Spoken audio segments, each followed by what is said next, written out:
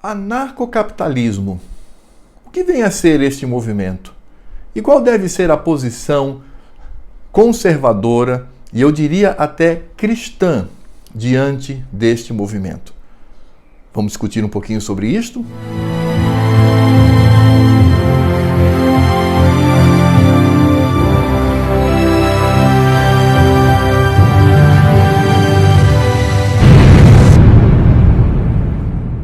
Anarcocapitalismo. Para entender essa corrente, a gente precisa ir até o liberalismo clássico, em Adam Smith. Smith, ele dizia que o mercado ele é movido pelo egoísmo humano. Ele mesmo afirma que o cervejeiro, o açougueiro, o padeiro, ele não disponibilizava os seus produtos por benevolência, mas ele o fazia pelo egoísmo, para obter lucro, ele tinha interesses. E é este elemento que vai fazer com que o mercado ele passe a girar, a acontecer. Mas Smith ele dizia que o Estado ele era necessário. Obviamente, não como interventor, como acontecia no mercantilismo, movimento que ele criticou duramente. Mas o Estado deveria garantir a segurança do povo e deste livre mercado, ou seja, mantê-lo livre.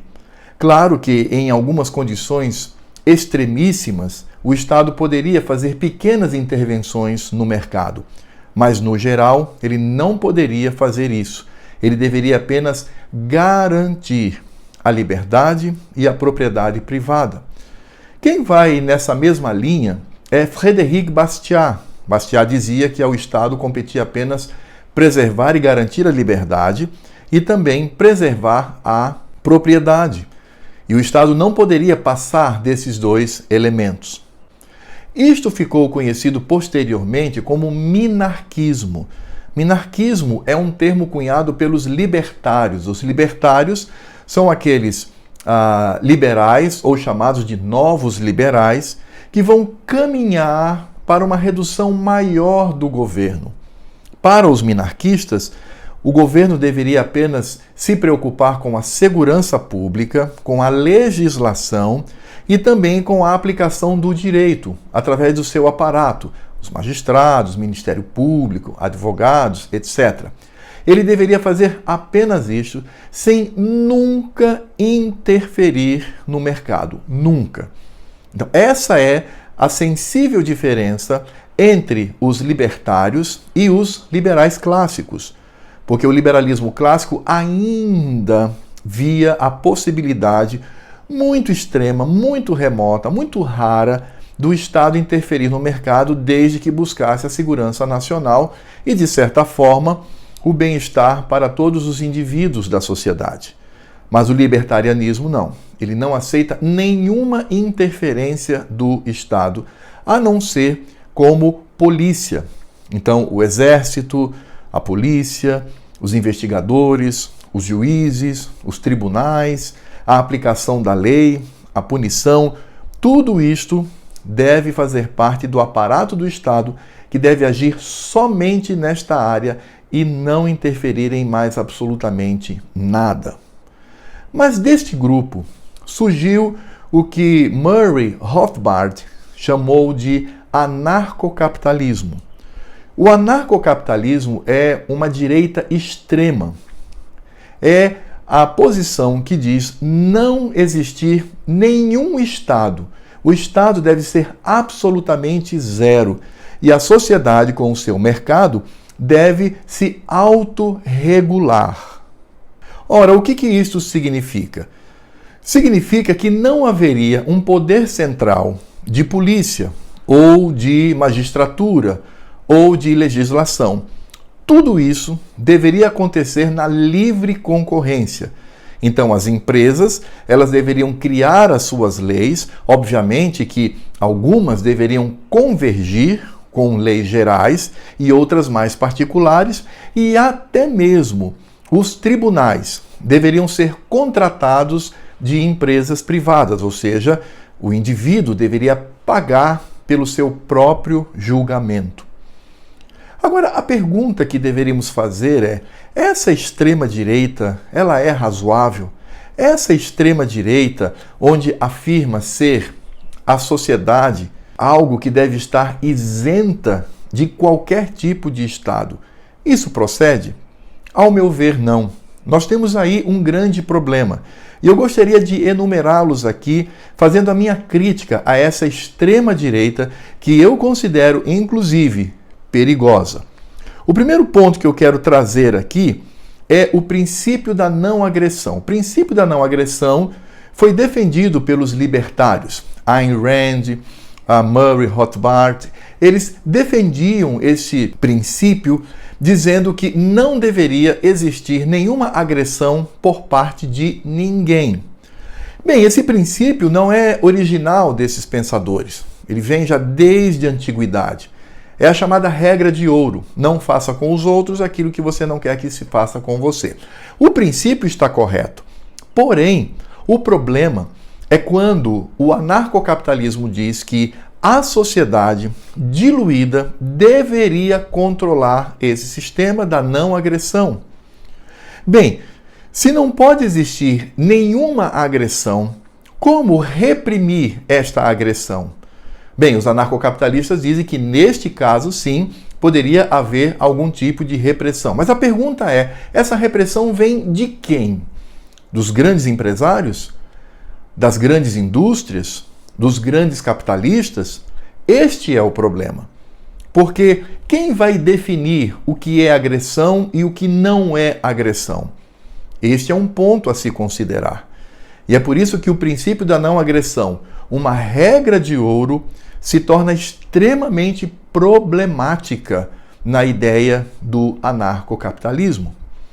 O segundo ponto que nós encontramos no anarcocapitalismo como um grande problema é que, de fato, ele acredita numa utopia. Os anarcocapitalistas vão dizer que não. Eles vão dizer que, de jeito nenhum, isto é uma utopia, mas isso converge com a realidade humana, com a ação humana. E eles citam a praxeologia de Ludwig von Mises. Mas é um equívoco. Claro que é uma utopia. Você acreditar que uma sociedade ela pode viver equilibrada, sem nenhum poder central de polícia ou de julgamento, é muita pretensão. É acreditar no fundo, que se não todos, a grande maioria possui uma boa natureza. Então esse homem russoniano, ele surge, claro, não de forma total, mas há que se acreditar em algum tipo de bondade humana intrínseca, destituído de qualquer pecado, de qualquer erro, para que essa sociedade ela possa funcionar. Nesse sentido, é que se torna uma utopia, porque em nenhum estado, em nenhum agrupamento humano, houve a ausência da centralização de algum tipo de poder. Eles utilizam, inclusive, o exemplo de sociedades tribais, dizendo que ali todos vivem em uma comunidade. Interessante, porque essa também é a desculpa dos socialistas e comunistas. Mas, na verdade, quando nós vamos para as sociedades tribais, perceberemos que existe, sim, algum tipo de autoridade. Ainda que seja em momentos de batalha, ainda que seja para julgar algo, ainda que seja para punir alguém, há, sim, um princípio de poder que deve ser exercido. O problema é que os anarcocapitalistas dizem que esse poder não pode estar na mão do Estado, mas deve estar nas mãos da sociedade, leia-se os grandes capitalistas. E o terceiro ponto é a visão que eles têm do Estado. Eles vão dizer que o Estado é um erro, o Estado é um equívoco, é um pecado. Ele não deve existir, porque o Estado, ele rouba através dos impostos.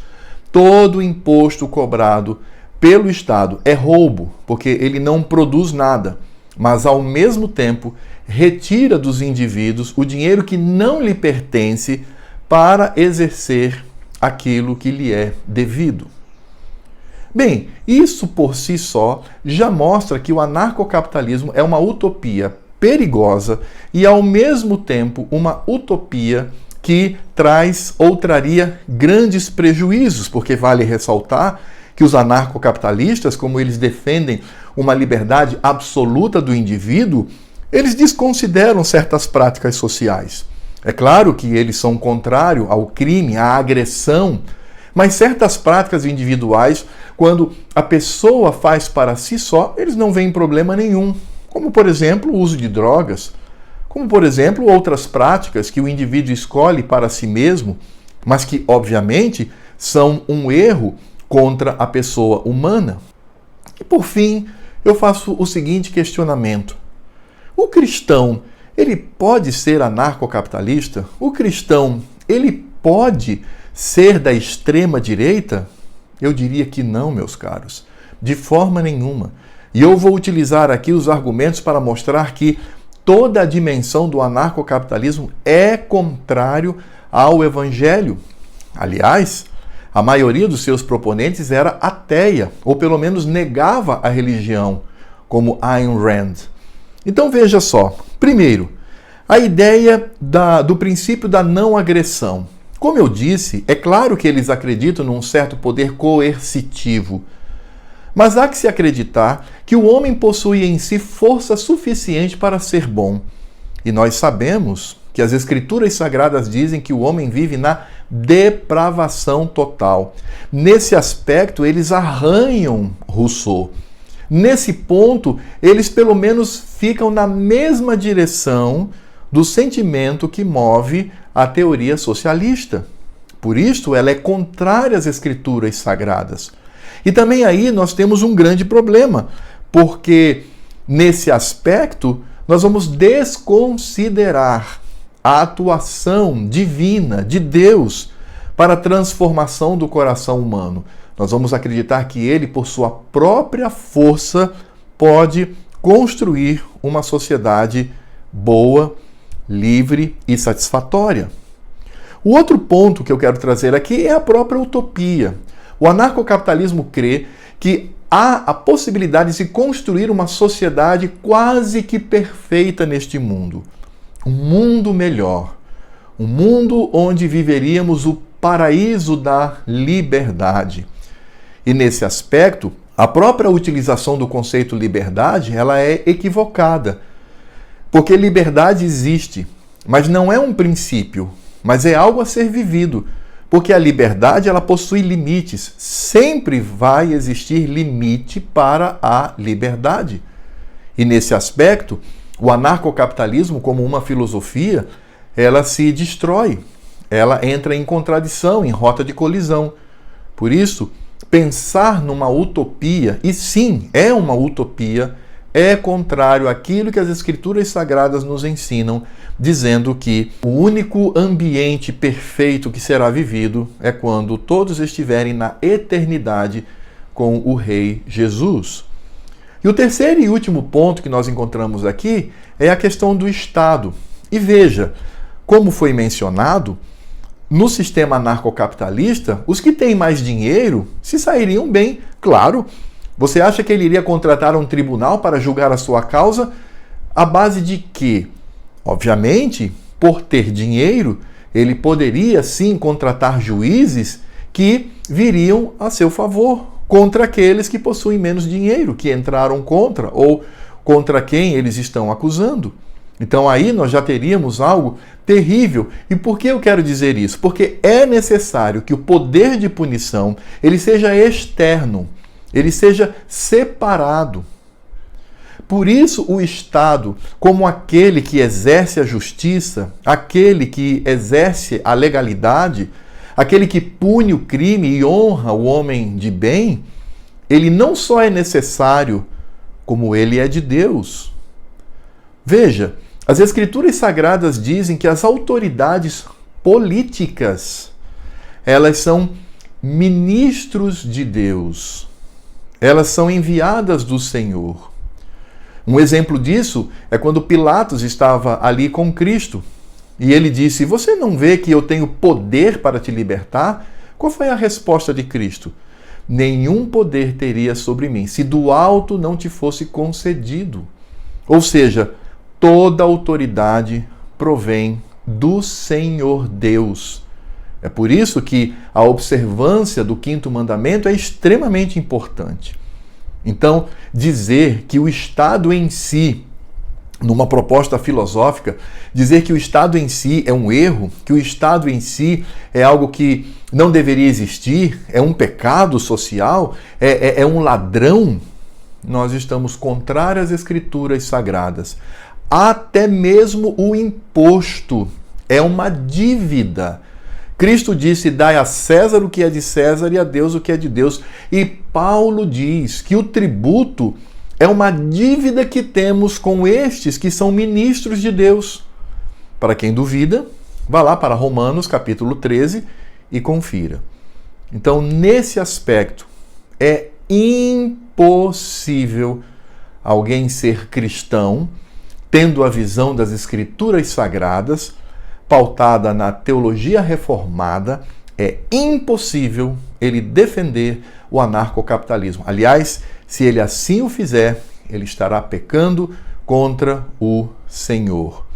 Porque é preciso compreender que, embora o capitalismo, na sua origem, tenha preceitos baseados nas Escrituras Sagradas, como foi o caso da proposta de Calvino, mas a grande maioria desse sistema se afastou do Senhor e sim traz segmentos pecaminosos e perigosos, tanto quanto o socialismo. Bem, pessoal, era isso que eu tinha para hoje. Muito obrigado por ter me acompanhado até aqui e até a próxima.